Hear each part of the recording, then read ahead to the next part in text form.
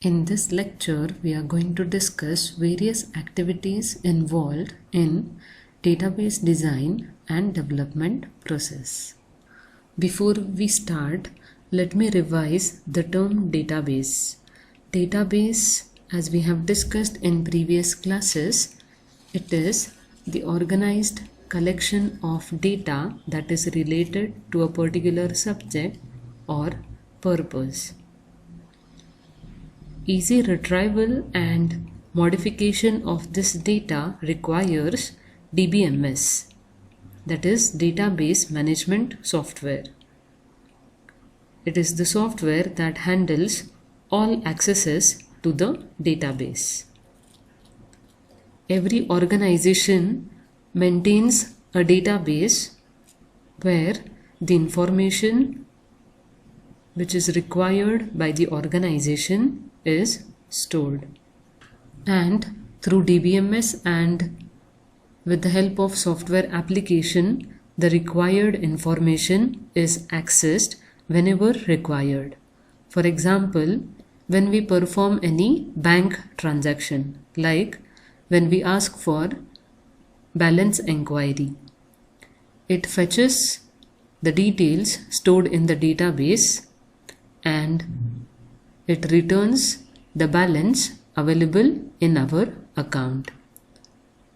In the similar way, when we deposit or when we withdraw some amount, balance should be modified accordingly.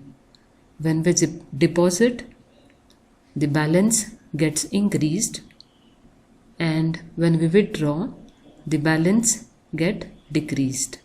All these operations should be performed accurately, and there should not be any violations done to the database.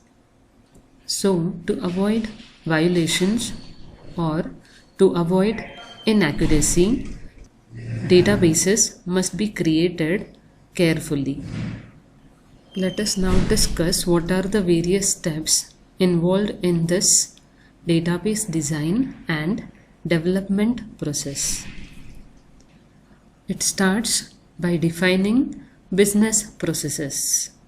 Here, the database developers identify the key processes or the operations of the organization and also identify what are the key entities present in the organization. Once the key processes are identified, the next step is to collect the information about all the activities or the transactions performed in the organization. For example, when the money is deposited, the details such as the account number, money to be deposited, date and time of the transaction, such details are maintained. In the similar way, when the products are sold, the details such as the product ID, name of the product, quantity, rate, all such details are maintained. So, at this step, developers communicate with all the potential users and the people working in the organization and collect the information which is required for all the transactions or the activities performed in the organization. Once the information is collected, the next step is to develop a conceptual design. Conceptual design highlights various database entities and relationship between the entities. This is one example of the conceptual design. Here, the entities present are employee, department, and the project. And it also shows the relationship between the entities in the graphical form, and it also highlights what information must be stored about entity. This conceptual design will be used by the developers at the later stages, and this conceptual design is communicated with the users to check whether all the information required by the users has been added or not. Once the conceptual design is prepared, next step is to develop logical data model. So logical data model is created by expanding conceptual model with some additional details. So here the entities are shown in the form of table, which represents the columns to be added in every table about the entity, and the fields which are used for connecting the entities. How the relationship between the entities is established will be shown in the logical design. The conceptual and the logical data model are independent of the DBMS, which is used to create database. With the help of this logical model, the physical model is created based on which DBMS is to be used for designing database.